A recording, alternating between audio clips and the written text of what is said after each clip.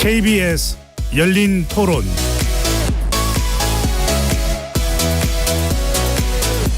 안녕하십니까. KBS 열린 토론 배종찬입니다. 오늘부터 제가 KBS 열린 토론 새롭게 진행을 맡게 됐는데요. 대한민국 안팎을 둘러싼 시사 이슈에 열린 마음으로 유쾌한 토론의 장을 마련해 나가도록 하겠습니다. 많은 기대와 관심 부탁드리겠습니다.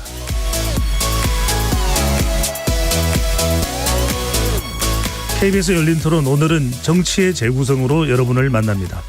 총선을 앞둔 정치권의 움직임이 그 어느 때보다 활발해지고 있는데요. 이준석 대표의 개혁신당은 양향자 의원의 한국의 희망과 합당을 했고, 더불어민주당을 탈당해 각자 신당을 준비하던 이낙연 전 대표와 비명계 의원들은 어제 공동 창당을 선언했습니다. 제3지대 신당들 본격적인 이합 집산을 시작한 모습인데요. 이른바 빅텐트까지 남은 과제는 무엇인지 정치의 재구성 일부에서 만나보겠습니다. 국민의힘 한동훈 비대위원장 체제가 출범 한 달을 넘겼는데요. 당내 안정에 기여했다는 긍정적인 평가 속에 당정 갈등이라는 변수의 등장으로 위기를 맞기도 했죠. 한동훈 비대위 체제 한 달과 계파 갈등에 직면한 여야의 공천 상황, 정치의 재구성 2부에서 진단해 보겠습니다. KBS 열린 토론 지금부터 시작합니다. 치열한 토론 속에서 더 나은 세상을 찾아갑니다. 올바른 세상을 만드는 첫걸음. 평일 저녁 7시 20분 KBS 열린 토론.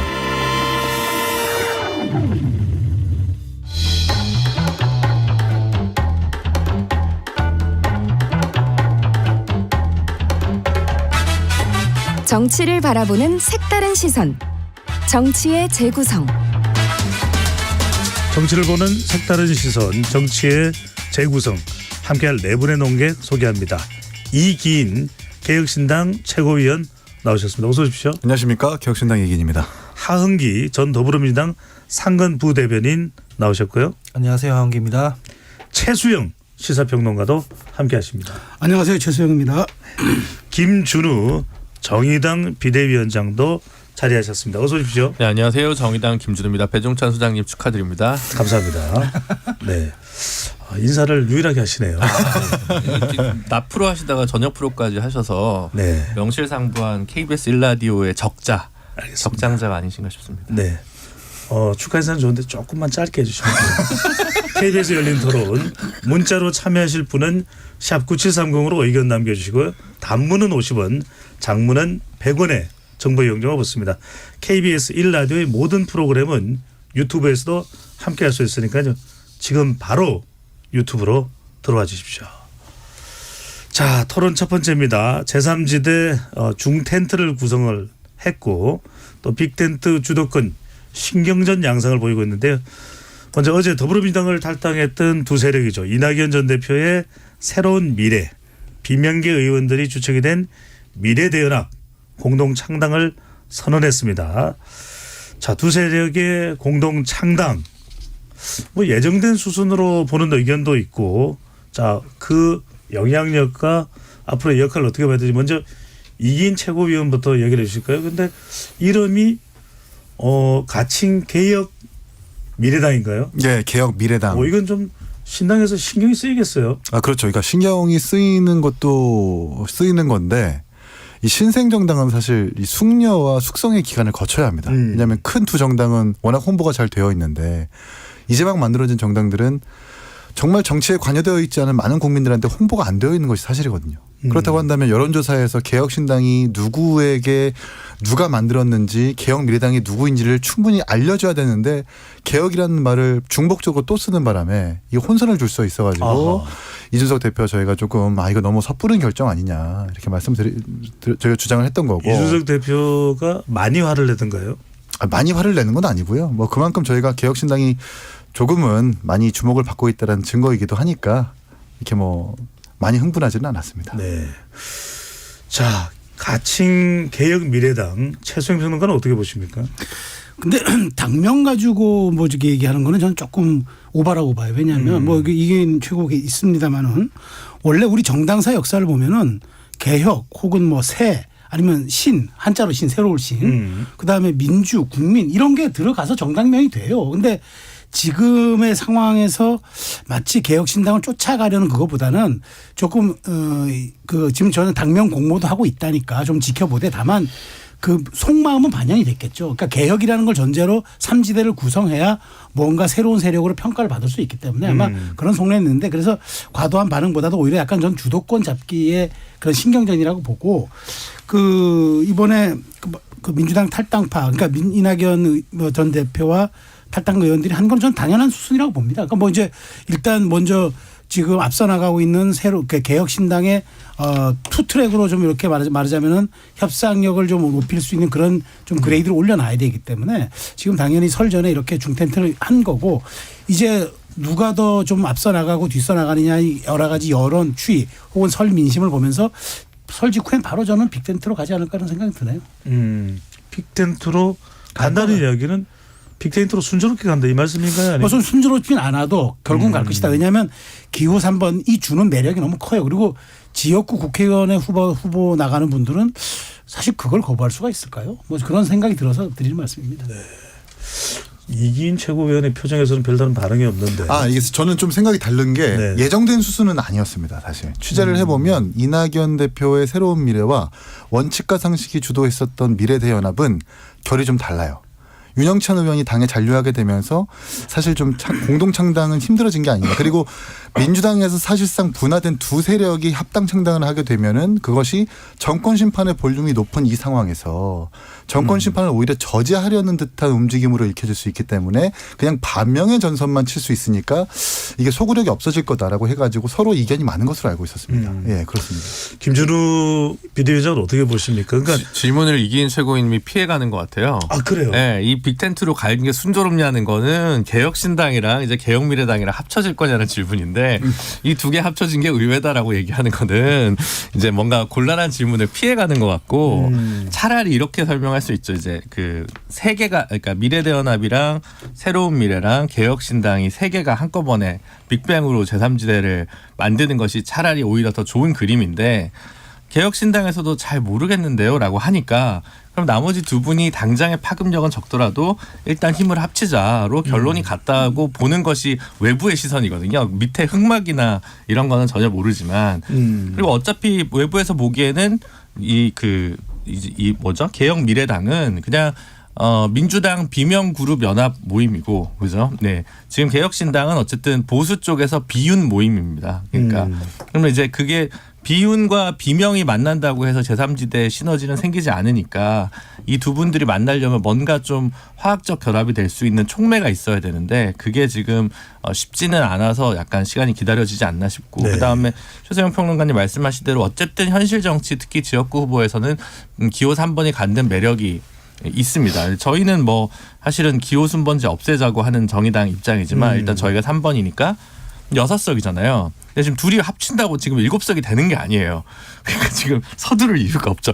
여기 합치면 기호 3번이라도 되는 게 확실해져야 되는데 아직 그렇지 않은 상황이니까 속도는 조금 더 더디지 않을까라고 생각하고 있습니다. 되더라도. 그래도 이 새로운 미래와 미래대연합이 합치면서 김준우 위원장이 보시기에는 이름을 개혁 가칭 개혁 미래당으로 했거든요. 이거는 개혁신당에 대한 빅텐트 러브콜이다 이렇게 볼 수 있을까요? 저는 사실 그거보다는 그 지금 원외 정당인데 미래당이라고 있거든요. 그래서 그분들 때문에 예전에 바른미래당도 약칭 미래당을 쓰려다가 못 썼어요. 그래서 이 이름은 어차피 선관위에서 등록이 쉽지 않은 이름이다. 요걸 저는 포인트로 보고 있었어요. 네. 자, 빅텐트가 되면 좋은데 일단은 민주당을 탈당했다는 공통점으로 이낙연 전 총리 그리고 원칙과 상식의 의원들을 주축으로 한 미래대연합은 합해졌습니다. 자, 빅텐트와 상관없이 한기 평론가 보기에는 한기 이 평론가 보기에는 독자적으로도 이 가칭 개혁 미래당이 총선에 대비가 될까요? 어떨까요? 어려울 것 같고요. 일단은 왜냐하면 내놓는 의제라든가 이런 게 저도 뭐 지금 요 개혁미래당에 좋아하는 선배들 있곤 하겠지만 냉정하게 말씀드리면은 뭘 하겠다는 거가 지금 구체적으로 나오지 않기 때문에 독자적으로는 어려울 것 같고 그걸 본인들이 잘 알고 있는 것 같아요. 그러니까 지금 이 당명에 대한 논란에서 이 제3지대 빅텐트에 대한 각 세력들의 온도 차이를 알 수 있는 거거든요. 이를테면은 한국의 미래 키 컬러가 주황색이었잖아요. 한국의 희망. 한국의 희망 죄송합니다. 한국의 희망 키 컬러가 주황색이었고 양양자 의원이 주도했던 네. 개혁신당 키 컬러도 주황색이었거든요. 그때 어떻게든 공통점을 찾아내가지고 우리는 청계천 같은 거리밖에 안 되고 다른 세력들은 한강이다 이런 식으로 얘기를 했단 말이죠. 그러니까 호감이 있으면 같은 걸 하더라도 어쨌든 간에 그 공통점을 발견해서 우리가 빨리 합쳐야 된다는 얘기를 하는 것이고 이 호감이 별로 없거나 내키지 않으면은 왜 따라하냐 당신들이 이렇게 되는 거거든요.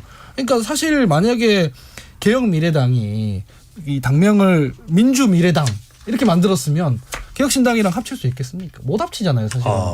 그러니까 나중에 공통점을 좀 두기 위해서 저는 개혁미래당이라고 했다고 보거든요. 그런데 개혁신당에서는 지금 실제로 빅텐트에 대해서 좀 마음을 닫아가고 있는 중이 아닌가 싶고 그래서 좀 제가 봤을 때 사자구도로 총선이 치러질 확률이 되게 높아지고 있다 이렇게 보여집니다. 사자구도다. 정의당은 여기 어느 사자에 들어가나요?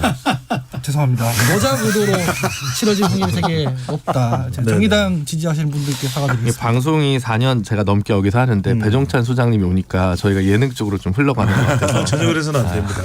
우리 KBS는 정통 토론 방송을 지향하고 있다는 거 강조를 드리고. 자, 일단 그러면 이야기가 나왔으니까 최종 평론가 보시기에는 김종인 전 비대위원장은 50에서 60석의 이 총선에서 성과를 거둘 수 있는 통합신당론을 이야기했는데 냉정하게 이게 가능할까요? 뭐가 걸림돌이 될까요? 아니 5, 60석은 정말 죄송합니다. 그 옛날 안철수의 국민의당이 거뒀던 성적. 괜찮으신 거죠? 네네. 그다음에 그 또 JP가 거뒀던 그걸 훨씬 넘어서 JP가 거뒀던 잔민연. 예. 그 육박하는 이게 거의 수준인데 5, 60석은 더 넘죠. 네. 그러니까 더 넘으니까 거의 뭐 그걸 뛰어넘는 수준인데 이게 그렇다면 정치에 이거는 정말 혁명적 사건이죠. 근데 저는 물론 이제 예상 의석을 얘기할 때 좀 약간 과도하게 부풀리거나 희망 지수들이 들어가는 경우들은 있습니다만 저는 그런데 이게 관건일 것 같아요. 그러니까 이준석 대표는 정확하게 지금 세대와 계층 그다음에 이런 것들에 대해서도 성별 이런 데 대해서 확실하게 지향점을 갖고 지금 정책을 내놓고 거기에 대해서 메시지를 던지는데 과연 그럼 이것을 기계적 결합으로만 봤을 때 그럼 그 민주당에서 탈당하신 분들이 과연 여기에 대해서 교집합 지점이 있을 것인가. 그리고 이걸 녹여서 그럼 최소한의 미니멀리즘 그러니까 뭐 이게 종천 의원의 표현인데 미니멀리즘화 할 수 있을 정도의 그러면 거기에 대한 서로의 공통분을 찾을 것인가 어려울 거예요. 그렇기 때문에 그래서 이제 각자 도생해서 가자고 얘기하는데 각자 도생한다면은 합해도 5, 60석은 어렵고 정말 기호 3번으로서의 존재감과 정체성 그다음에 가치를 보여준다 그러면은 확실하게 두 양당에서 이탈한 이들이 이제 이쪽으로 올 수는 있겠으나 현실적으로 이거는 정말 그 모든 것이 완벽하게 결합된 상태에서의 기호 3번으로 딱 투표용지에 올라가는 걸 전제로 했고 상당 부분 여론조사상에서도 경쟁력을 보여줘야 하기 때문에 현재로서 이렇게 얘기하는 건 조금 이른 것 같아요. 네. 사자구도가 아니라 오자구도라고 이제 강조를 하는 김준우 비대위원장 보시기에는 빅텐트 가능할까요?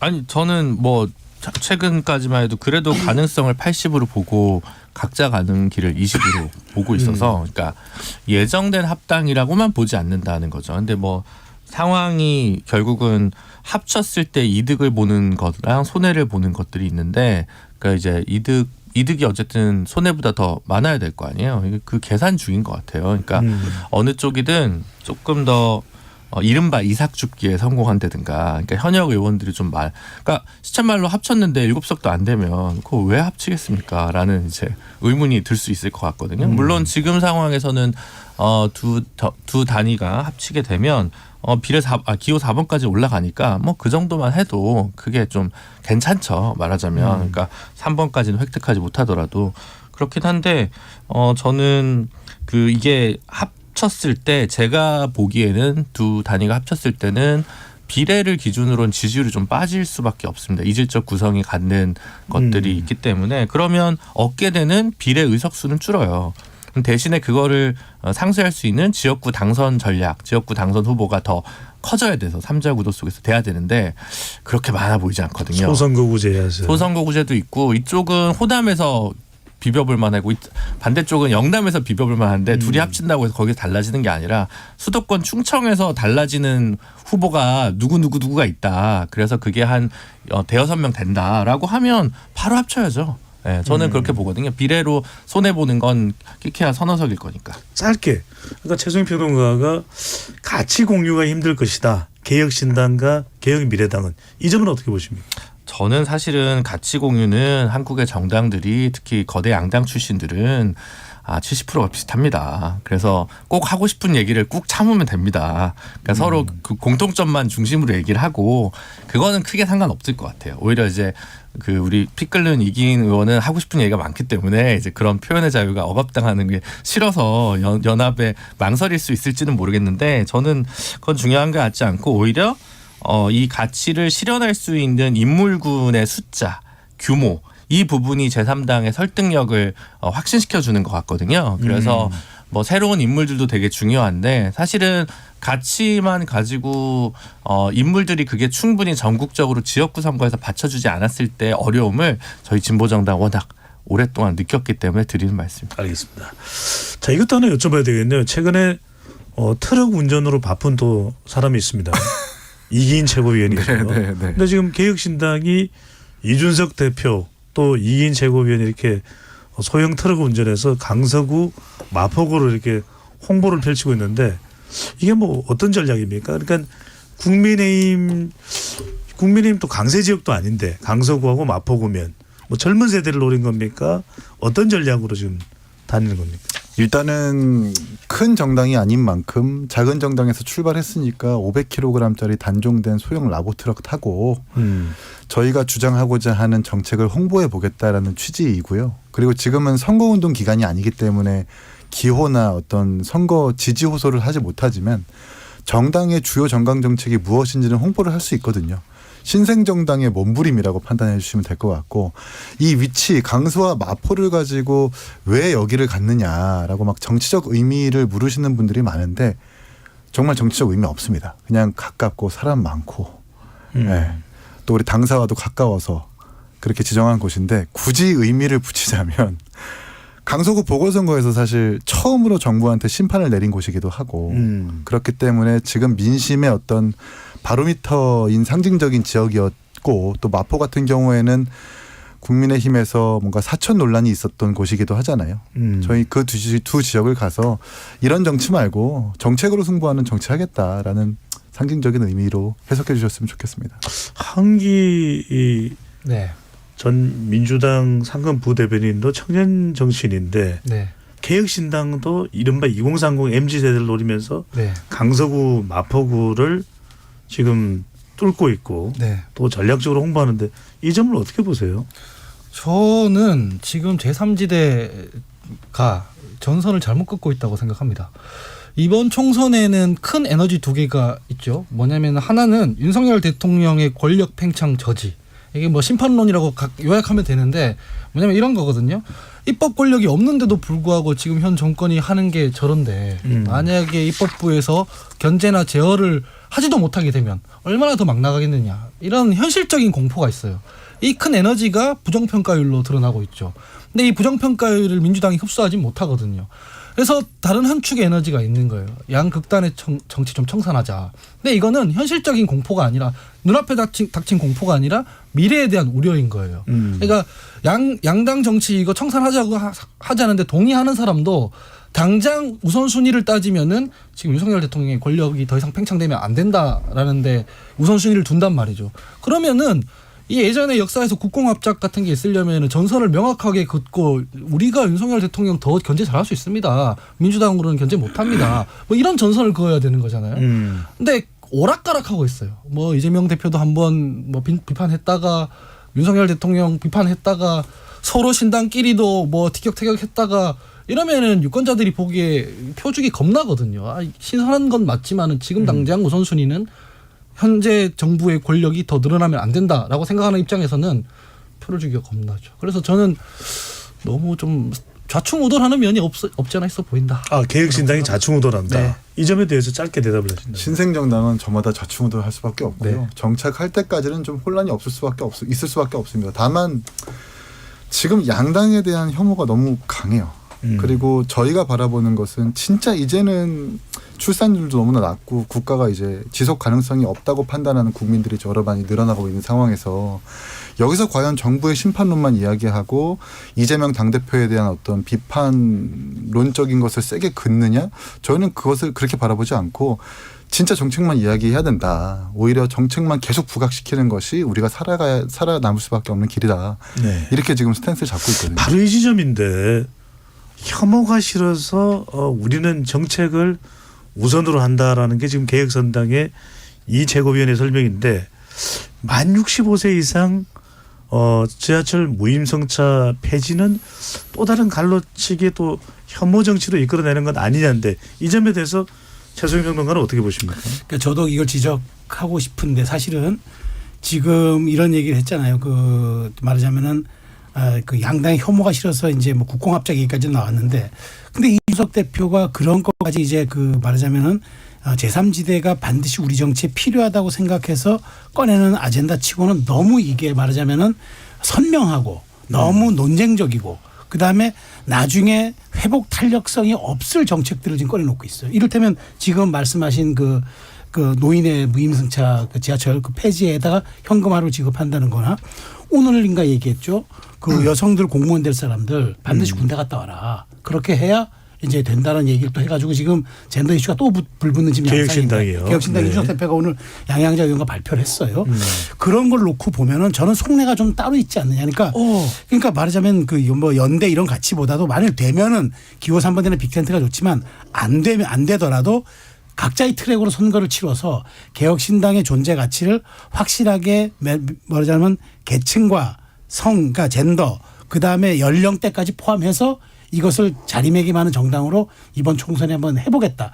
그래서 이준석 대표가 창당 준비위원장을 맡지 않고 정강정책 준비위원장을 맡은 속내가 저는 거기에 있다라고 봐요. 그래서 사실 그런 측면에서 지금 꺼내놓는 정책들이 나중에 물론 아까 김준우 비대위원장은 우리 정당사가 70% 정도는 다 이렇게 묶여서 갈 수 있다고 얘기하는데 그러기에 너무 많이 꺼내놨고 이낙연 대표나 새로운 미래 이쪽에서 만일 이걸 어떻게 처리하실 거 여기에 대해서 어떻게 공약화하고 어떻게 정책화하겠냐 물었을 때 그렇게 뭉뚱그려서 대답할 수 있는 사안인가? 전 그렇게 보지 않아서 회복 탄력성을 생각한다면 이준석 대표의 저렇게 과감하고 논쟁적인 정책과 공약들 속도 조절 좀 해야 될 것 같아요. 김준우 위원장이 지금 녹색 정의당인데 네네네. 네, 녹색 정의당의 회생을 담당하고 있습니다. 견인하면서 여러 가지 생각들을 많이 하실 텐데 만 65세 이상 무임승차 지하철이죠.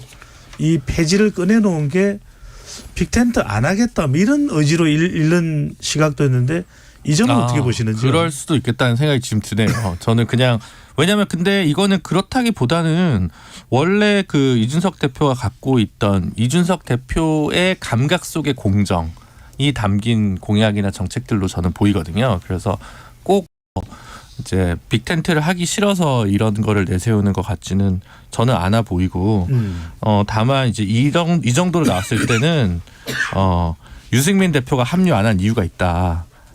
정책적이나 가치적으로 봤을 때. 조금 이따 여쭤보긴 할 네, 겁니다만. 네.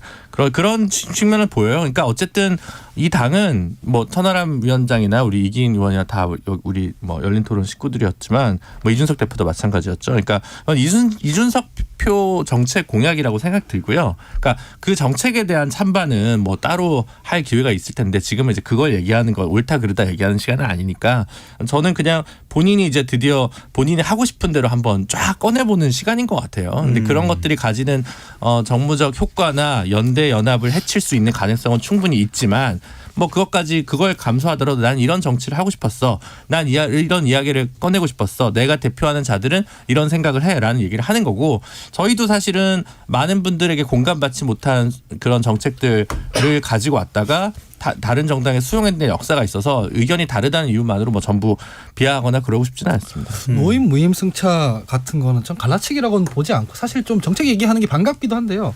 서울의 65세 이상 인구 비율이 16.3%거든요. 지금. 그러니까 서울 인구의 5분의 1 가까이 혹은 4분의 1 가까이가 지하철이라는 인프라를 이용할 때 비용을 안 낸다는 거예요. 그런데 지금 한국은 초고령화 사회로 진입하고 있기 때문에 이 비율이 점점 늘어나요.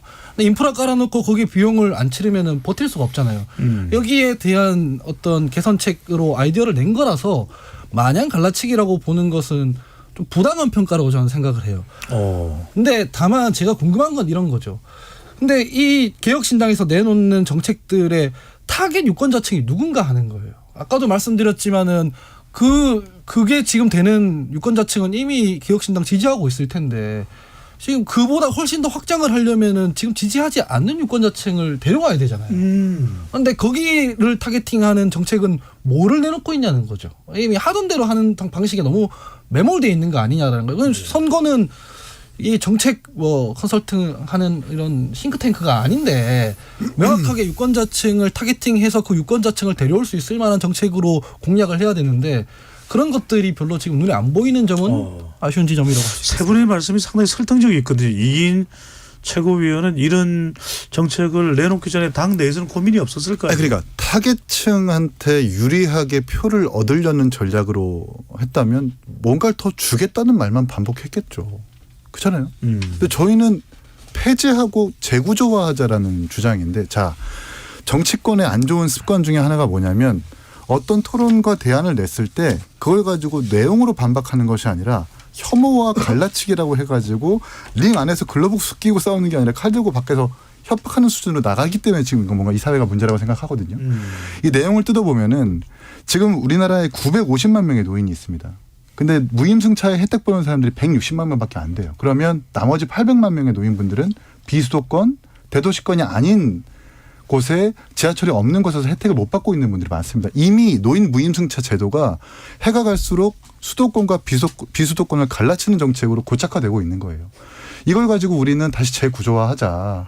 그렇다고 해서 완전히 폐지하는 것이 아니라 전체 노인들에게 12만 원의 바우처 주고 그것을 소진하면 청소년과 똑같이 할인 적용을 하자라고 하는 것이 어떤 지점이 갈라치기인지 잘 모르겠어요. 그리고 타겟층을 얘기했는데 그렇게 된다면 엄밀히 따졌을 때 비수도권에 있는 800만 노인들한테 도움이 되는 표현인가요? 그래서 제가 이 정책에 대해서는 냉정하게 내용으로 평가해 드리고 이렇게 말씀드리고 왜냐하면은 처음에 헤드라인이 어떻게 딱 나왔냐면은 노인들의 무임승차는 미래 세대의 몫을 빼앗아 가고 있습니다였어요.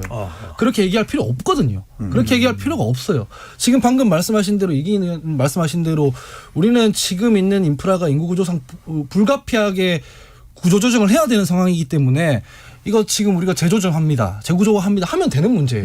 근데 물론 전략적으로 어그로 끌기 위해서 그랬다고 생각을 하지만 그게 추가적으로 어떤 타겟 유권자층을 더 끌고 올 수 있을 만한 전략으로는 정말 안 보이거든요. 저처럼 그냥 뭐 정책 내용 뜯어가지고 평가하는 사람도 있겠지만 대체로는 안 그러지 않습니까? 근데 이게 사실 정책으로 뭔가 많은 이목을 끄는 게 진짜 쉽지 않아요. 네, 그렇기 때문에 어느 정도의 정치적 수사도 섞어가면서 많은 분들에게 토론을 할 수 있는 거리를 던졌다 저는 이렇게 생각합니다. 네. 근데 저희 같은 경우는 사실 정의당은 이제 몇 년 전부터 수도권은 3만 원 프리패스가 공약 정책이었고 여기서 또 틈새. 네. 그리고 장기적으로 이제 무상 대중교통으로 나가야 된다는 정책이에요. 그러니까 여기에 있어서는 좀 아예 철학이 달라서 그냥 뭐 갈라치기 아니고 말아서 한편에는 뭐 지하철 서울교통공사 적자 문제 얘기하시는 분들도 있고 준공영 문제 있는데 저희는 이제 그 자가용 사용을 줄이고 대중교통을 더 활성화시키고 이것이 뭐 접근권이나 뭐 이동권 문제도 있겠지만 다른 한편은 도시 경쟁력이랑도 관계가 있다고 좀 생각하는 쪽이어서 그래서 아예 철학이 다른 거여서 근데 제가 그 얘기를 다 꺼내놓고 여기 토론하고 싶지 않은 거고 그냥 자기 할 일 자기 하고 싶은 얘기 하고 있는 거고 또 대중의 반응을 그냥 보면 되는 문제다라고 얘기하는 거예요. 지하철 관련 이야기는 여기서 좀 일단락을 하도록 하고요. 왜냐하면 우리 최수영 평론가가 이야기를 안 하면 또 게시판에 글이 올라와요. 왜 잠자코 있느냐. 네. 첫날인데 어떻게 그렇게 잘하시죠?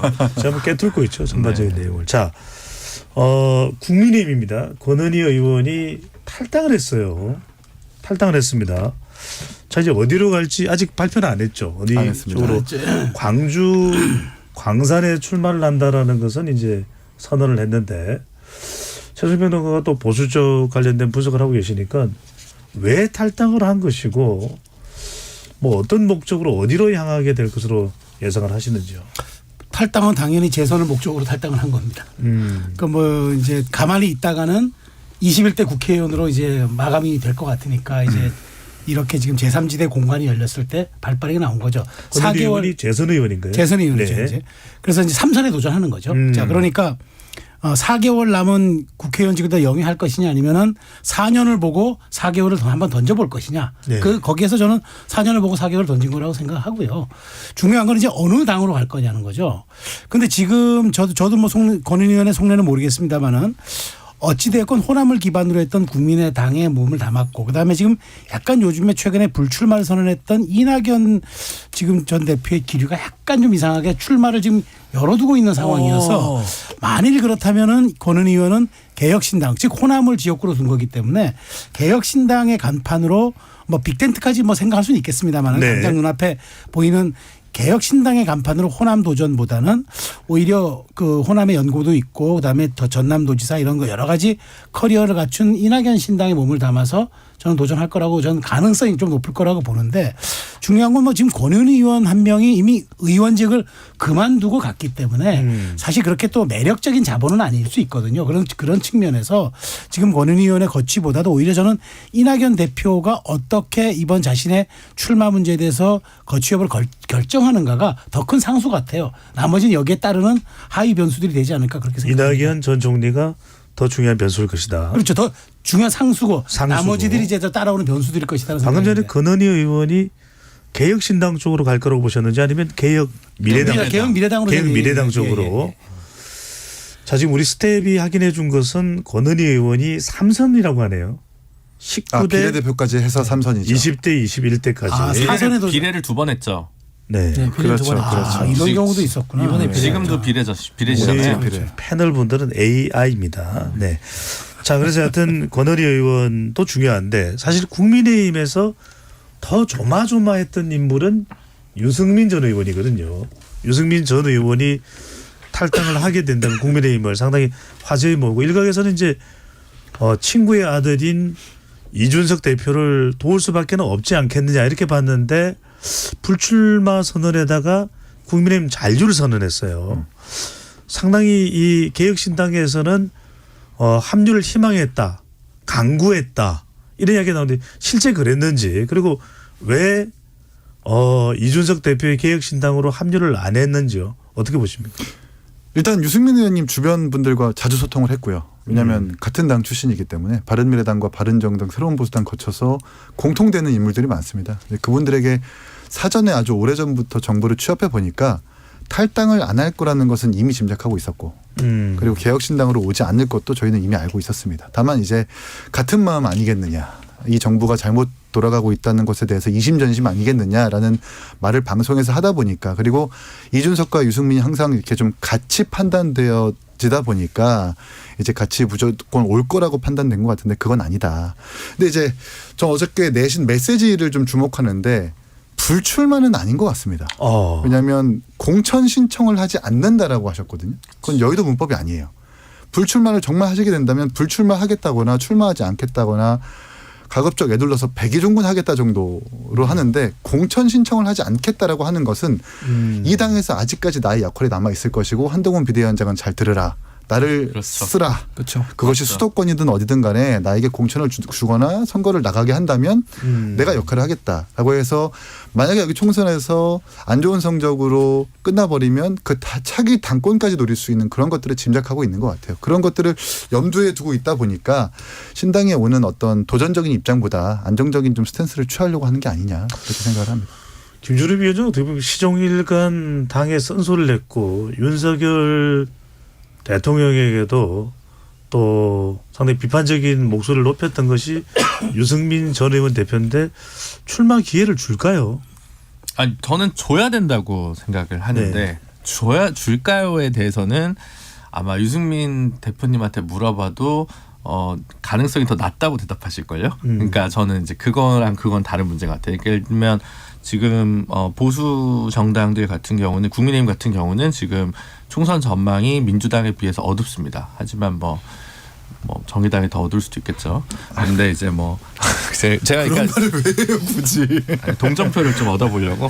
근데 제가 생각하기에는 국민의힘 같은 경우 지금 수도권이나 중원에서 조금 싸워보려면 결국은 김건희 여사 리스크 문제를 해결하는 것과 유승민 대표를 규합해서 중도 확장성을 넓히는 게 1번, 2번 과제인 것 같아요. 근데 그거를 실행할 수 있냐, 거기에 대해서 용산이 허락하냐, 그러면 용산이 허락하는 공천만 한동훈 비대위원장이 할 것이냐, 아니면 본인이 그립감을 가지고 총선을 책임지기 위해서 가장 어려운 그 두 개의 난제를 해결할 거냐 말 거냐, 한동훈 비대위의 성공의 성패는 거기에 달려 있다고 보여집니다.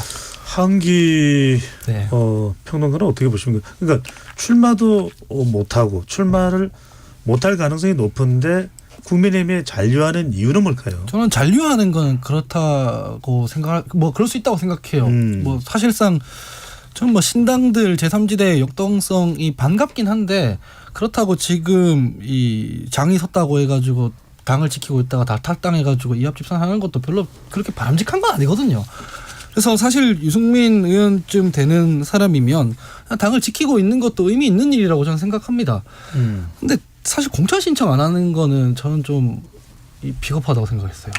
본인이 중수청이라고 해가지고 중도 수도권 뭐 청년들 이거 지금 잡아야 된다 이런 얘기 많이 했잖아요. 그러면은 당 주류들이 본인에 대해서 어떻게 평가를 하든 뭐 경선 결과가 어떻게 나오든 어쨌든 저는 시험 성적표를 받아들이기 위해 공천 신청을 특히 수도권으로 했었어야 된다고 생각하거든요. 근데 지난번 전당대회도 그렇고 이번 총선도 그렇고 나는 가만히 앉아있으니까 나를 대접해달라는 식의 메시지만 보내면 그건 정치적 활동이라고 할 수 없거든요. 그래서 그런 부분들은 좀 의아했습니다. 저는 그거는 좀 생각이 다른데, 왜냐하면 경기도지사를 민주당이 승리한 건 저는 김은혜 수석을 공천했기 때문이라고 봅니다. 그때 유승민 대표 그냥 경기도지사를 공천했으면요, 경기도도 아마 민주당이 국민의힘에 넘겨줬을 거예요. 가정이긴 하지만. 그러니까 사실은 한번 냉대를 받은 거예요. 그 상황에서 본인이 굳이 굽힐 필요가 있을까라는 생각은 들어요. 네. 자, 일부 시간이 그렇게 많지 않아서 좀 두 분께 이기인 최고위원과 최승 평론가에게, 최승 평론가는 먼저 이 비례대표제를 어떻게 평가를 하시는지, 지금 이제 뭐 병리평인지 준연동형 비례대표를 아직 결정이 안 됐습니다. 그리고 이번 총선에서 제3신당이 보여줄 파괴력 어느 정도로 평가를 하시는지요?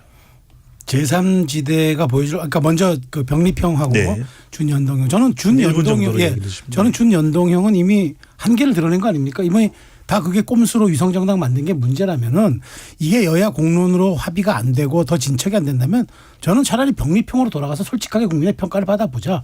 김준우 비대위원장은 좀 약간 반대하겠지만 제 입장은 그렇다면 정확히 지역구 의석이 얻은 만큼 비례 나눠서 가되, 다만 진짜 이게 필요한 우리 안건이라면 여야가 완전히 합의해서 한번 가보자는 말씀 드리고 싶고, 두 번째 제3지대는 저는 이렇게 생각합니다. 절박성과 헌신성이 담보된다 그러면은 기호 4번이든 3번이든 어쨌든 큰 틀에서 한번 승부를 걸어본다면 저는 상당 부분의 지금 수치로 나타나고 있는 중도층과 무당층을 좀 흡수할 거라고 보는데, 결국 이제 각자의 트랙으로 선거를 치러서 가보자고 할 경우에는 글쎄 원내는 들어오겠지만 큰 규모의 원내 의석수는 아닐 것이다 라고 전망합니다. 네.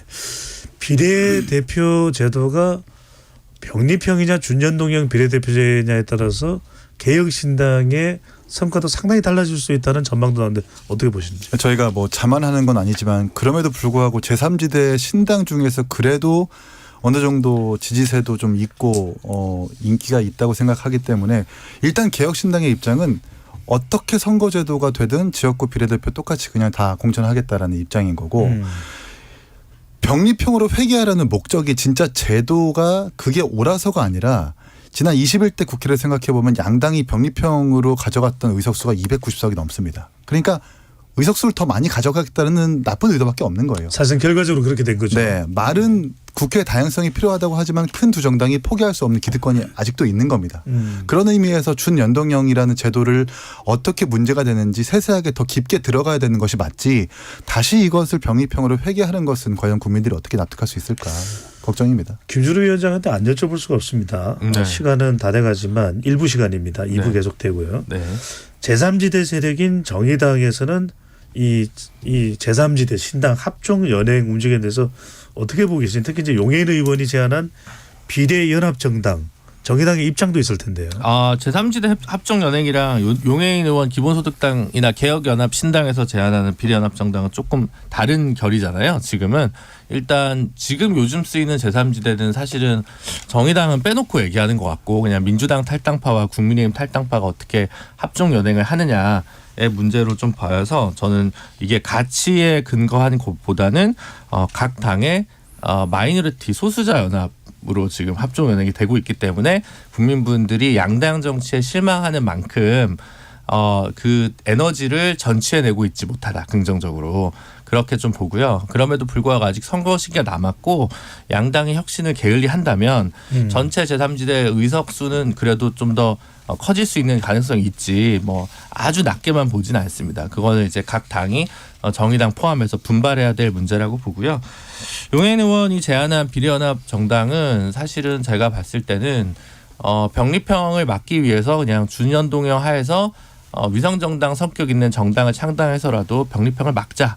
이제 이런 입장으로 좀 보이고 저 같은 경우는 지난주에 기자회견을 자처해서 전 그러면 양당이 합의해서 캡을 24로 만들어서 반 병립형 반 준연동형으로 하고 양당이 합의했으니 위성정당 없는 세상을 가자라고 하는 것이 저희의 플랜 A고요. 이게 그나마 있는 안 중에 제일 합리적인 안이라고 저는 생각하고 있는데 반병 반연 제도네요. 그렇습니다. 근데 저희가 사실은 물밑 협상 과정에서 민주당 쪽에서는 어느 정도 긍정적인 신호가 있었는데 애석하게도 한동훈 비대위원장은 전혀 관심이 없는 것 같습니다. 알겠습니다.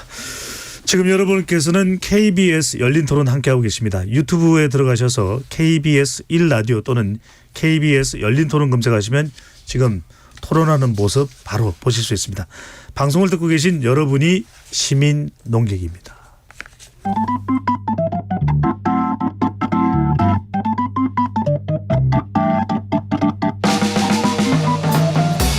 세상을 바꾸는 질문 열린 토론이 시작합니다. KBS 열린 토론은 언제나 열려 있습니다.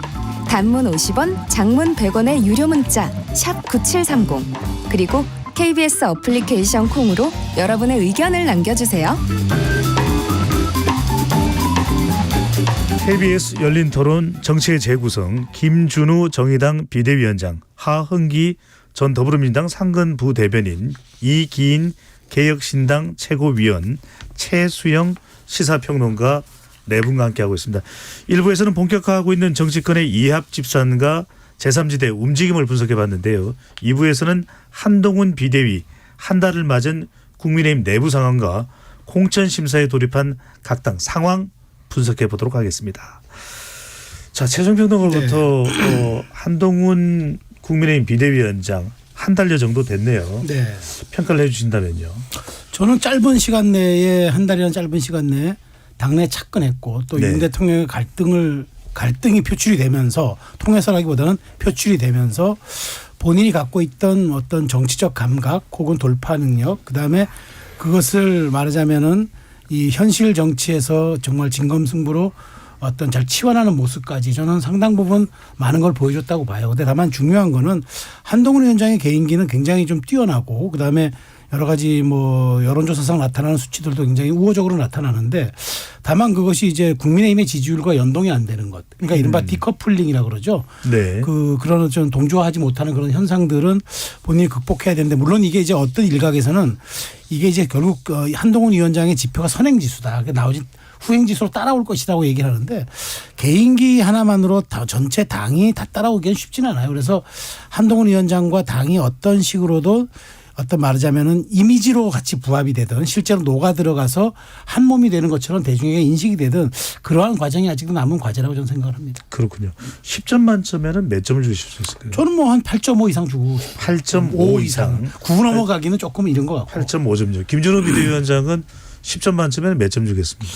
저는 한 7점? 7점. 네. 뭐 잘 하고 계신 것 같아요. 근데 저도 다른 일 하다가 비대위원장 해봐서 아는데. 같은 비대위원장이네요. 그래요. 네, 제가 더 젊고, 제가 더 참신합니다. 네. 근데 임기는 제가 좀 더 길었는데 지금 제가 지금 2달 반째거든요.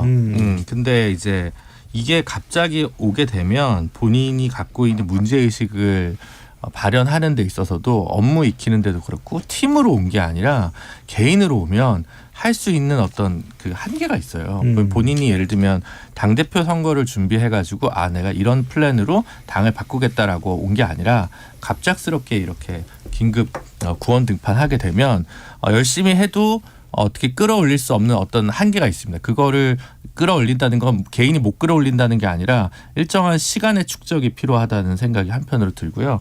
근데 이제 다른 한편으로는 이 그 용산이 어느 정도 한동훈 비대위원장을 제약하고 있기 때문에 그거를 한번 충돌을 했습니다만 그걸 못 넘어서면 결국 안 된다고 저는 보는 거고요. 두 번째로는 사실은 이번에 모든 정당 제가 볼 때는 개혁신당 하는 우리 이기인 위원장도 의원도 느끼실 것 같은데 갈수록 최근에 한 3번의 총선에 비추어 보면 역대급으로 지금 인재 영입에 있어서 인재의 빈곤이 좀 느껴지고 있습니다. 그러니까 많은 분들에게 정치가 실망을 하게 되면서 사회에서 두각을 나타내시는 많은 분들이 더 이상 정치에 관심을 안 가지고 뛰어들려고 하는 분들이 그 층이 되게 옅어지고 있는 안타까운 상황입니다. 저희 당도 마찬가지고 물론 저도 지금 이제 준비한 인재 영입이 있고 이제 발표를 이제 하나씩 해야 되는데 그럼에도 불구하고 예전보다 찾는 게 훨씬 더 각 당이 다 힘들어지고 발표된 인재들을 봐도 그렇거든요. 물론 다 좋은 분들이지만 그런 걸 봤을 때 지금 모든 정치 세력이 약간 실망감을 주고 있다 보니까 새로운 인물의 인입도 조금 늦춰지고 있거나 적어지는 거 아닌가. 그런 부분들이 아마 한동훈 비대위원장도 고민이 많을 거고 왜냐하면 지금까지 본 인재 영입 제가 봤을 때는 낙제거든요. 거기는. 근데 그거는 이제 이거 한동훈 비대위원장을 낮춰서 제가 얘기하고 싶은 게 아니라 지금 우리 정치 전반적으로 그런 부분이 좀 위기다라는 생각을 많이 하고 사람이 있습니다. 참 없다. 네. 자, 이기인 최고위원은 10점 만점에 몇 점 주고 어떻게 평가하시겠습니까? 저는 5점 드리고요. 시작이 반이니까 일단 5점 주는데 그 시험대가 사실 정치력을 시험할 수 있는 기회가 이번 총선이다 보니까 나머지 점수가 어떻게 채워질지 좀 지켜봐야 될 것 같습니다. 지금은 일단은 비대위원장으로서 좋은 정치력을 발휘해가지고 평가할 때는 아니에요. 왜냐하면 아직은 윤석열 대통령의 법무부 장관으로서 후광을 받고 있는 비대위원장이라는 평가가 높기 때문에 거기에 지금 그치고 있는 거고 방금 김준호 위원장이 말씀하신 것처럼 좀 정치력을 잘 발휘해가지고 주목을 받았던 건 아닌 것 같습니다. 그냥 신년 할애식과 전국 돌면서 지지층을 결집하고 스타 플레이어로서 이렇게 이목을 끈 건 있지만 그것이 정당의 지지율까지 같이 동반성장하게끔 하는 것은 전략은 잘 보이지 않아요. 그리고 인재 영입도 모두 새로운 인물이라기보다는 그냥 상대당을 잘 비판하고 비난할 수 있는 이재명 저격수로 많이 채우고 있고 일련의 행보들 마포홀이나 개항이나 자신들이 손을 들고 추켜 세워줬던 인물들 모두 다 어떤 민생을 잘 살게 한 인물이 아니라 이재명을 잘 때리게 하는 인물들을 추켜 세우고 있기 때문에 지지층을 결집시킬 수 있는 효과는 있겠지만 이것이 소구력을 가질 수 있는지는 의문이다. 그래서 저는 5점을 줬습니다. 한기 상관 부대변인요 어떻게 보십니까? 한 4점 정도라고 생각을 하고 5점이라고 너무 낮게 주셔가지고 3점으로 해야 되나 약간 망설였는데 네.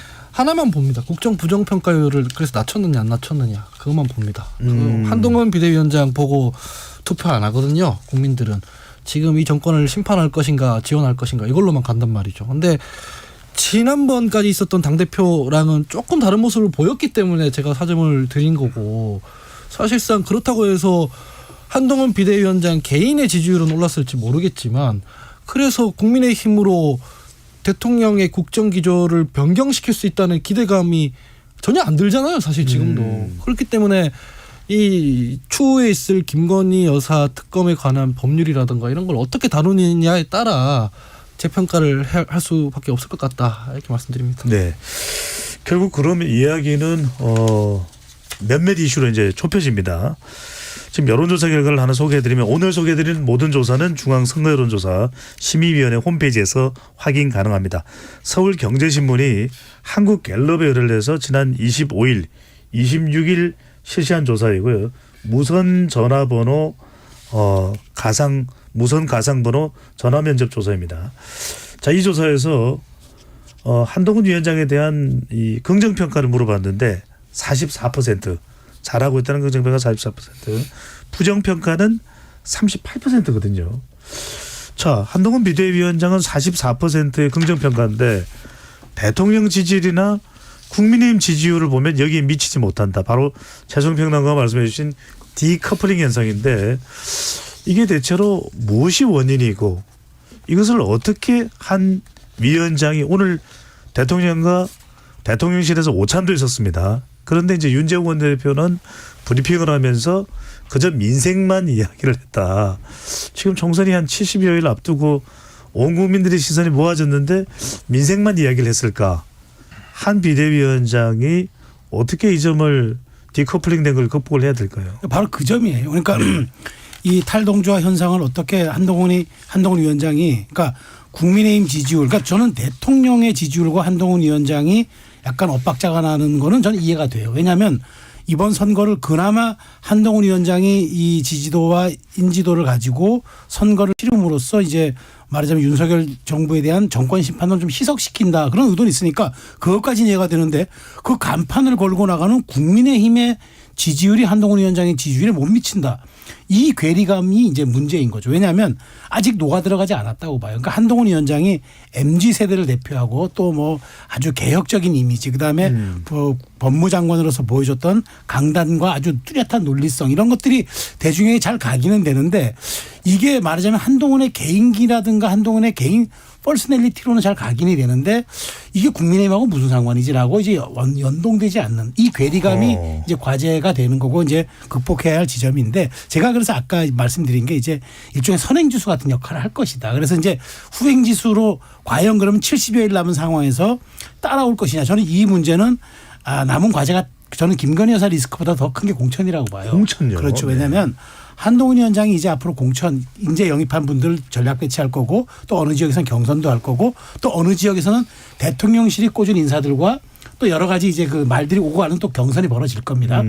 이 과정에서 매끄럽게 처리할 수 있다 그러면은 저는 연동화 현상이 좀 이루어지겠지만 여기서 물밑 조율이 안 되고 거칠게 또 파열음이 안 되거나 한동훈 위원장이 좀 밀린다거나 이런 모습을 보여주고 또 혹은 또 대통령실에 그런 인사들이 과도하게 또 오는 그런 인상을 준다거나 이렇게 되면은 한동훈 위원장과 국민의힘은 물과 기름처럼 겉돌 수밖에 없는 거고 오히려 그때는 상승폭도 지금처럼 가파르지도 못할 수도 있어서 저는 이 점이 이제 남은 과제라고 저는 생각돼요. 네. 하은기 전 부대변인은 어떻게 보십니까? 일각에서는 김경률 비대위원의 거취 요구도 있었지 않겠느냐. 또 공천 관련해서는 이준석 개혁신당 대표는 2, 3차 충돌도 예고되어 있다.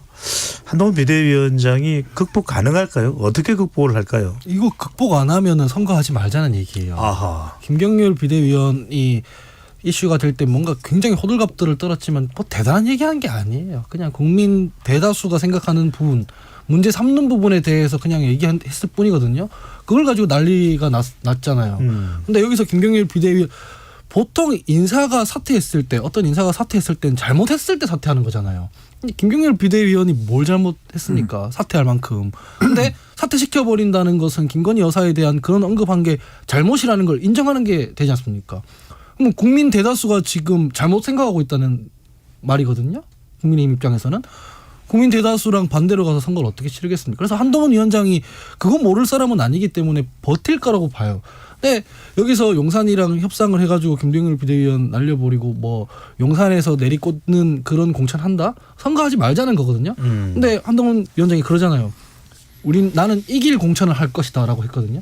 용산에서 뭐 일테면은 고생한 사람들 공천 해달라고 얘기를 하더라도 실제로 경쟁력이 있는지는 한동훈 위원장이 또 따로 따져볼 거거든요. 그래서 저는 버틸 거라고 봅니다. 사실은 이제 좀 아까는 좋은 얘기를 많이 했고 쓴소리를 이제 한계적으로 하면 이게 아이돌이랑 비슷한 건데요. 네, 요즘 보면 세계관이 중요해요. 그러니까 노래도 다 잘하고 춤도 잘 추고 막 외모도 뛰어나지만 어떤 세계관을 보여주느냐로 이제 가고 있잖아요. 아이돌의 세계가. 정치도 마찬가지인 거죠. 그러면 뭐 저희 뭐 정의당은 어쨌든 뭐 얘네는 유럽식 삼인주의 국가를 모델로 해서 뭔가 가려고 하는 정치 세력이구나 이런 이게 있잖아요. 예를 들면 유승민 대표 중부담 중복지에 대한 아젠다에 좀 제일 많이 가지고 있잖아요. 지분을. 중복지. 네, 중부담 중복지 그런 게 있잖아요. 뭐 민주당이면 여기는 조금 평화통일 쪽 부분에서 긍정적이고 뭐 실패했지만 소득주도 성장 어디쯤에서 이렇게 좀 고민을 하고 있구나 이런 게 있잖아요. 근데 지금 사실은 보수 세력 같은 경우는 산업화 세력의 수혜를 받았던 분들의 어떤 정치적 거목 혹은 그 직접적인 후광 효과를 받은 분들 그게 뭐 MB든 아니면 박근혜 대통령이든 이런 분들이 있고 나서 그 다음에 대부분 유력 정치 지도자들이 다 법조인이에요. 한 2명 빼고. 예, 다 법조인. 원희룡, 오세훈, 나경원, 뭐 윤석열, 뭐 이회창, 뭐 홍준표 다 법조인이에요. 이 사람들이 그래서 옛날에 사법시험 공부 잘해서 똑똑한 건 알겠어. 옛날에는 이제 똑똑한 사람이 좀 해야지라고 해서 행정도 맡기고 국회의원도 맡겼는데 대선 주자나 당대표급이 되려면 우리 사회를 어떻게 끌고 가겠다라고 얘기를 해야 되는데 근데 아니면 다른 서사가 있어야 되는데 윤석열 대통령 어쨌든 본인이 직접적인 탄압을 받았다는 서사가 붙어져 있었죠. 그래서 신승이긴 하지만 역대급 제일 낮은 거지만 어쨌든 이겼는데 그러면 대체할 새로운 세계관이 특별히 없어요. 한동훈 비대위원장이 현 시점에서 앞으로 뭐 학습 능력이 좋은 분이기 때문에 뭔가 그만의 정치 언어를 가지고 올 수 있을지 모르겠는데 그 세계관이 없으니까 아니 좋은데 어떤 세상을 만들겠다는지 안 보여. 그냥 뭐 특별히 그런 게 없기 때문에 생기는 약점이 있는 것 같아요. 알겠습니다. 이길 최고위원은 어떻게 보십니까? 이 이준석 대표는 약속 대련 아니냐. 뭔가 윤한 갈등 관련해서 한동훈 위원장의 서사를 만들어서 국민의힘이 돌파구를 만들고 한동훈 이재명 프레임으로 가기 위한 전략적인 충돌 아니었냐 어떻게 보십니까? 그러니까 윤한 갈등 관련해서 저희가 약속 대련이라고밖에 볼 수 없는 이유가 지난 국민의힘에 1년 6개월 동안 바뀐 7명의 간판들 그리고 당 대표들 2-3명의 당 대표들을 보면 대통령실이 노골적으로 개입해서 끌어내렸습니다. 끝까지 쫓아가가지고 그게 이준석 대표든 김기현 대표든. 근데 이번에 윤 대통령과 한동훈 비대위원장의 김건희 여사를 둘러싼 갈등을 보면 너무 대통령실이 맥없이 풀썩 주저앉았어요. 네, 끝까지 쫓아가지 못하고 거의 맨 끄트머리에서는 김경률 비대위원의 거취 문제를 구걸하다시피 봉합을 해달라는 식으로 애원을 한 그런 인상이 있거든요. 그런데 또 우리 저기 하원기 부대변인이 말씀하신 것처럼 그렇게 거창한 이야기를 한 것도 아닙니다. 김건희 여사에 대해서 뭐 특검을 대대적으로 수용하겠다는 것을 발표한 것도 아니라 국민들이 우려하는 지점이 있어요 하는 정도만 슬쩍 눈치 보고 꺼낸 건데 이걸로 갈등이 촉발된 거고 그 이상으로 더 나아가지 못했지 않습니까? 그렇다고 해서 당정 관계를 정확하게 수립한 것도 아닌 것 같아요. 이걸 봤을 때 이걸 어떻게 약속 대련이라고 아니 볼 수 있겠는가. 김기현과 이준석과 비교해서 봤을 때는 결국 끝까지 쫓아가서 죽일 수 없다라는 서로 간의 믿음이 있는 전제 위에서 있었던 갈등이기 때문에 이거는 쪽대 본식이라도 각본 대련이겠다 이렇게 평가할 수밖에 없는 거죠. 네. 근데 이제 약속 대련을 짐검 들고 저렇게 피를 철철 흘리면서 하진 않잖아요. 근데 약속 대련이라는 게 언제 등장하는 거냐면 통상적으로 정권 교체 여론이 높은 대통령 임기 말 상황에 인기 없는 집권 세력과 차별화를 위해 뭐 여당 내 야당 포지션을 가져가야 되는 후보를 위해 대통령 후보를 위해 약속 대련하는 거거든요. 근데 지금은 그런 상황이 아니라 약속 대련 필요 없이 그냥 대통령이 국정 기조를 바꾸면 되는 문제거든요. 그 과거로 보면은 네. 약속 대련하면은 전두환과 노태우, 예. 이명박과 박근혜는 그랬을 수 있는데 네. 윤석열과 한동훈 사이는 아닐 수 있다 이런 말인가요? 굳이 그걸 할 필요가 없이 한동훈 비대위원장이 윤석열 대통령한테 건의하고 윤석열 대통령이 국정 기조를 바꾸면 끝날 문제인데 그걸 왜 굳이 갈등이라는 형태로 약속 대련을 하냐는 거죠. 지금 대선도 아닌데. 그래서 저는 이건 약속 대련이라기보다는 대통령이 영부인을 너무 사랑하는 마음에 이제 우발적으로 벌어진 갈등이다 이렇게 봅니다. 네. 그러면 개혁미래당과 개혁신당도 약속 대련이에요? 왜요? 왜 논리가 그 근거가 뭡니까? 대통령 아니잖아요. 자, 중요한 토론 내서 싸우지들 마시고요. 네. 개인적인 그 다툼은 끝나고 난 뒤에. 개인적인 다툼 없습니다. 오늘 낮에도 통화 사이에. 자, 최승평 의원 이제 민주당으로 한번 가보겠습니다. 네.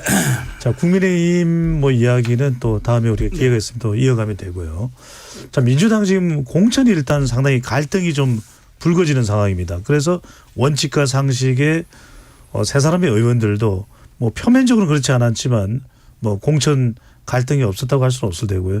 지금 친명과 또 비명 간에 이른바 자객 공천 이야기가 나오는데 일단 이런 게 계속 뭐 생기는 문제인 겁니까? 왜 유독 민주당에서 이번에 친명, 자객 공천 이야기가 많이 나온 이유가 뭘까요? 뭐 간단하죠. 이재명의 사당화 작업이라고까지 말할 수는 없겠지만 이 당을 이재명의 민주당으로 만들겠다는 이른바 친명 주류 세력들의 의도와 그런 어떤 의지가 매우 강한 거죠. 그렇기 때문에 이제 불거지는 일이고요. 두 가지 트랙에서 한번 이건 봐야 될 것 같아요. 첫 번째는 뭐냐면 비례의원들이라든가 이제 잘 알려진 친명계 인사들이 말하자면 험지, 그러니까 탈환할 지역을 가지 않고 기존에 있는 이른바 비명으로 불린 사람들에게 이른바 지역구 공천, 지역구 사냥하듯이 거기에 가는 문제가 하나 있어서 네. 이게 당내 갈등의 한 원인이 되겠고 그래서 이거는 이제 말하자면은 뭐 양이원영 의원 혹은 이제 이수진 의원 그다음에 현근택 변호사가 나간 그 지역에 또 이수진 의원이 간다고 하니까 이렇게 불거지는 게 하나의 문제고 성남이죠. 성남이죠. 네. 또 하나의 문제는 뭐냐면 임혁백 위원장이 지금 저 공천에서 컷오프를 얘기했는데 100점 가운데 그러니까 100%를 놓고 봐서 30% 이상 차이가 나면은 현역 의원에 대한 그 도전자의 차이가 나면은 단수 공천을 하겠다고 얘기를 했습니다. 이른바 이제 그 전략 공천인 거죠. 그런데 그 100을 구성하는 그 숫자의 40%가 여론조사입니다. 여론조사는 솔직히 말하면요. 이제 응답하는 사람들이 적극적으로 해줘야 되거든요. 그러니까 친명에 가까운 이른바 좀 강성 지지층이 잘 응답한다고 권리당원이기 때문에 봐야 돼요. 그렇다면은 이렇게 되면은 제도는 마치 아주 공정하게 짜여진 것처럼 보이지만 실제 속 내용은 이미 기울어진 운동장이거나 혹은 누구에게 불리한 조건일 수가 있는 거죠. 최평로가 보시기에는 그렇다라는 거예요. 근데 하은기 전 부대변인한테 이거 안 여쭤볼 수 없는 게 이렇게 최수영 평론가도 지적하고 물론 그것이 이제 정치 성향에 따른 뭐 비판을 위한 비판 차원을 뛰어넘어서 지금 보면은 친명 원외 조직인 더민주주의 혁신에 의해서 또 잇따라 문재인 정권 청와대 출신 이른바 친문 찍어내기를 한다. 네. 친명이 이번에는 그런 이야기 임종석 전 대통령 비서실장의 출마도 상당히 좀 반대하는 그런 입장을 강성지지층에서 표시하고 있다. 이렇게 되면 상당히 이재명 대표도 곤란할 수 있고 당의 지지율도 타격받을 수 있는데 이런 상황이 전개되고 초래되는 이유는 뭡니까? 이게 분열의 정치가 무서운 지점인데 지난번 총선에서 선거제 덕분에 민주당이 초과 의석을 달성했어요. 득표율에 비해. 비유하자면은 초과 수익을 얻은 거죠. 초과 수익을 얻었으면 그게 재투자되면서 회사의 성장으로 이어져야 되잖아요. 회사가 성장하는 게 아니라 쪼그라들어 버렸어요. 그러니까 어떻게 되냐면은 실제로 그 의석은 비어있는 의석은 별로 없는데 출마해야 될 사람은 많고 이러다 보니까 경쟁이 과열되는 건 당연한 거죠. 근데 이거를 이 상황에서 분열 정책, 분열 기조를 가져가면 어떻게 되냐면 처음에는 개혁 대 반개혁으로 분열이 됩니다. 반개혁 세력은 수박이다 이렇게 되죠. 두 번째 이걸 용인해주면 반개혁 세력 찍어 누르고 나면은 사람 중심으로 모여요. 친명 대 반명이 돼요. 반명 조용시키면은 친명 대 비명이 돼요. 너 왜 우리 대표 지지 안 해? 이렇게 돼요. 이것까지 정리되면 어떻게 되냐면 친명 대 친문 이런 식으로 되는 거죠.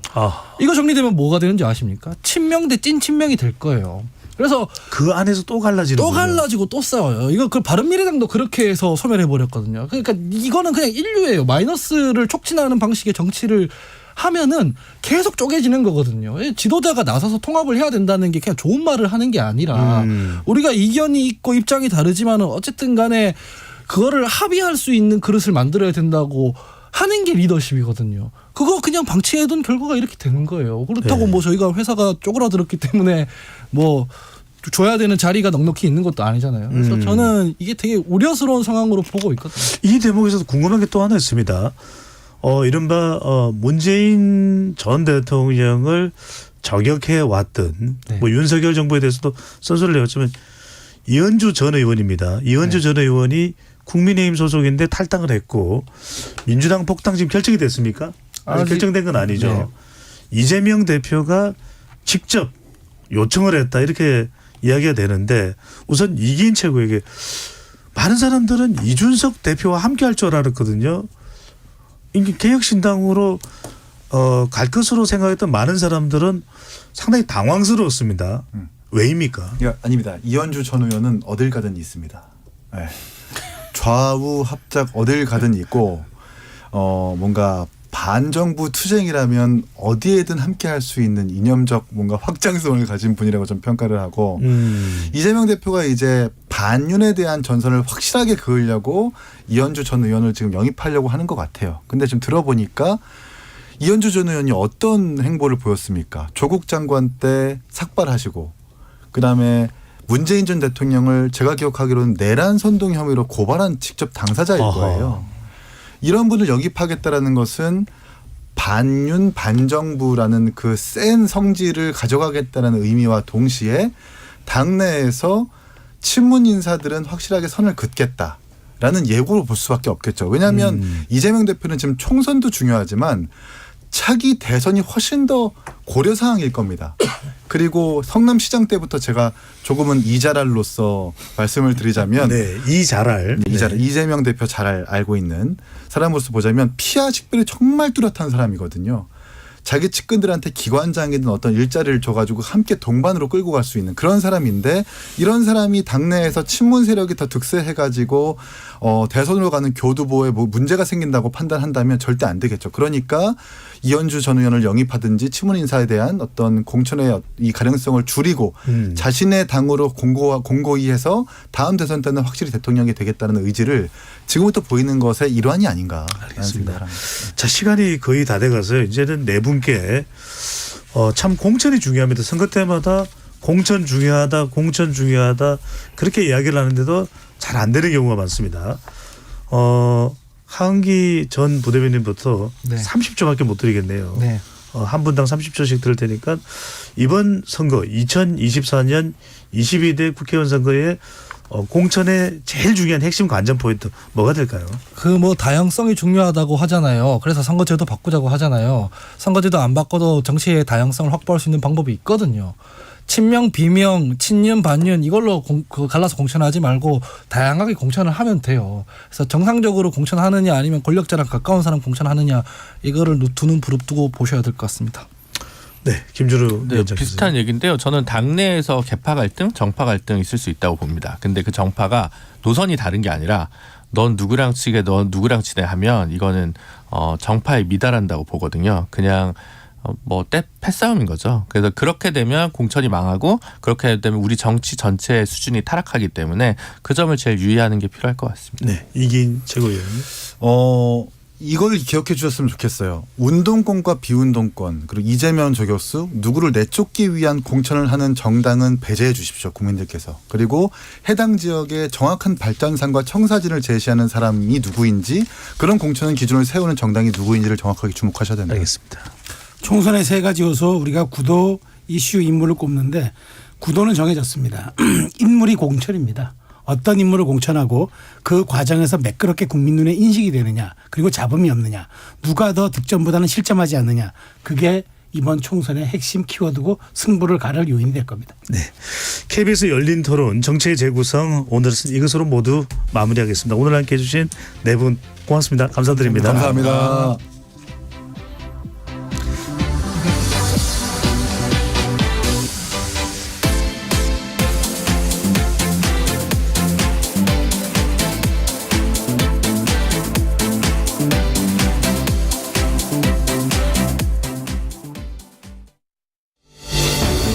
대한민국 대표 뉴스 시사 채널 KBS 1라디오가 믿고 들을 수 있는 채널로 자리매김합니다.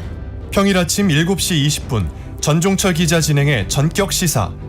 평일 저녁 5시 5분 김용준 기자 진행의 뉴스레터 K. 시사 프로그램의 공정성과 객관성을 강화하고 중요한 이슈들에 대한 깊이 있는 분석과 전망을 제시하겠습니다.